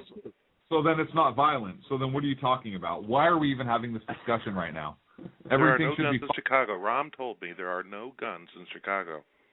No, I'm sorry. Rom told me I can't bring my gun to Chicago. Well, Heller had something to say about that, the Heller case, so that could change. Yeah, but Heller hasn't DC, gotten the Rom yet. let me. DC, how is though, that? here's what happened in DC. The Heller case broke, but DC put a regulation in that you have to get paperwork at a DC gun store. That doesn't exist. So all the paperwork that you have to do to get a gun, you have to go to a DC-based gun store. That doesn't exist. So wouldn't that be the same thing as prohibiting people from exercising their lawful rights? Yes. Yeah, but it doesn't matter because there's no guns in DC either. Well, there's no violence either. No. It comes down to, listen, this is all about endgame. They are politicizing the Sandy Hook tragedy to meet their agenda. They've done it before, and it's been a great distraction for them from Benghazi, which, when was the last time you've heard anything about that? Who is Benghazi, anyways? I hear so much about this guy. So he's that one-eyed guy that got the Americans in Algiers, is it? Benghazi, yes. He's got one eye. It's all an appropriate smokescreen. They push the focus away from Benghazi. They push the focus from Fast and the Furious. They make it about Sandy Hook. Somebody gets a headache. And then what they do... Oh, that was a concussion, right? ...is they're using this to charge their base for the midterms. We were tough on guns. We didn't back down when it was our time, and we stepped up. We had Biden, this, that, and the other thing. It's all a political ploy. I disagree. I think he absolutely believes this crap. I do, because it's not a winning issue in an election. It's not. You have too many gun owners in this country. We just read that Fox News poll that people believe that more guns are going to prevent crime than reduce it. But you said this yourself. 2-1. They're very patient. They're very patient. So they're very patient. They're very patient. They're going to test the waters. No, they're not. They know what they're doing. They're putting the mechanisms in place now in order to get their desired result maybe 50, 100 years from now. The progressives are excellent at doing. That's been proven over and over again in history. But I think they know they're losing politically, which is why so many Democrats are lukewarm at best towards this bill that he wants to put forward. He doesn't have another election. He doesn't have another election that he has to answer to. Right now. These Democrats in Congress do. So he can put this bold plan out and say, look what I did, but nobody wanted it. And the Democrats in Congress still have the clout to be able to say, well, see, we didn't want to take away your Second Amendment rights. We didn't support that. We want to have a conversation or whatever the case is. So it's not a winning issue for the Democrats in the midterms. It's not. I disagree. I think they're getting bolder because they know they have the momentum, or they believe they have the momentum. Then why has Harry Reid not come out and supported it wholeheartedly? Harry Reid himself has said, well, we'll take a look at it. Right. No, because Harry's waiting for martial law that's going to be called for in the next year or so. Exactly. But he's not going to touch the gun issue. I think this Al Franken's not touching the gun. I think this is a toe in the water. I think they're sticking. All right, guys, it in. you got 4 minutes. I got to go. All right, Rooster. Thanks. Hey, one question. There was an executive order issued for Holder to gather and report on guns used in a crime. Yes. So should I wait for my information on Fast and Furious now? Will it be coming soon? Yep.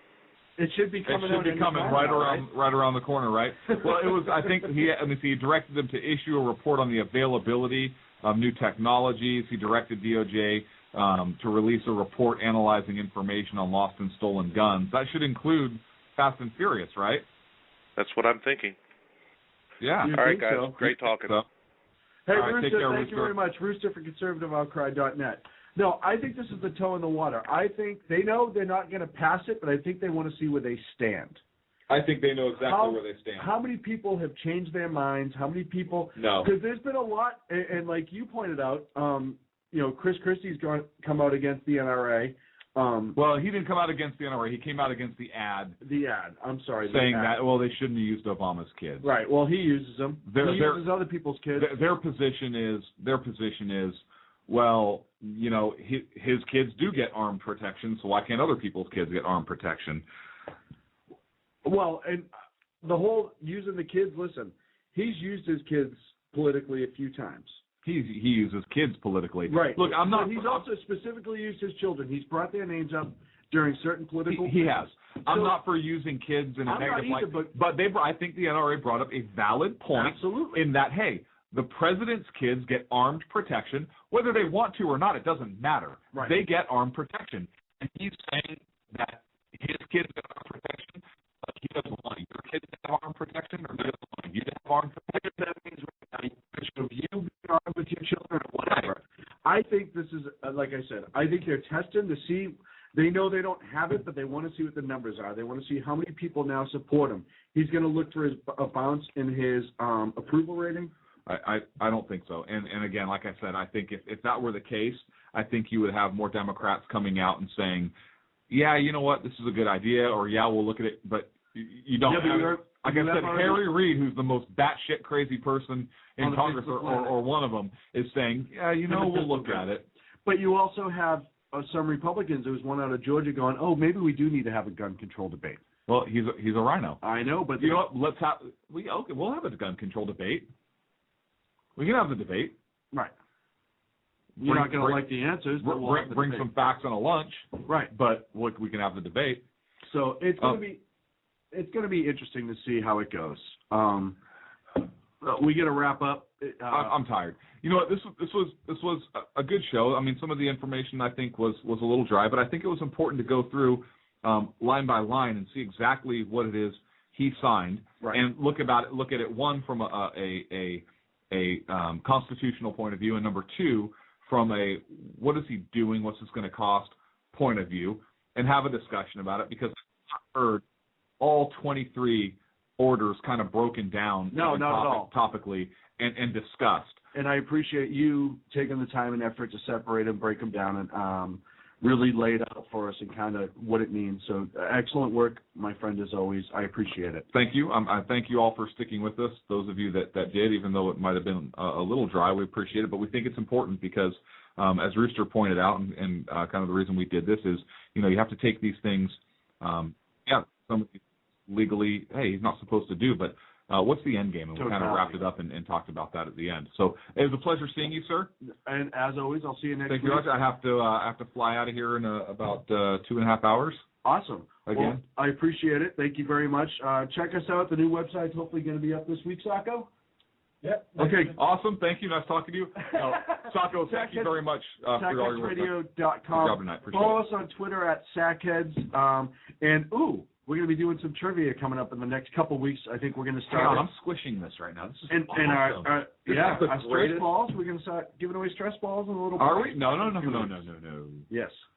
No. Well, you'll did have to tune in next week to find out Did for you date sure. your stress ball after you signed it? We'll see. Yeah, we'll see you next Friday, Sackheads Radio.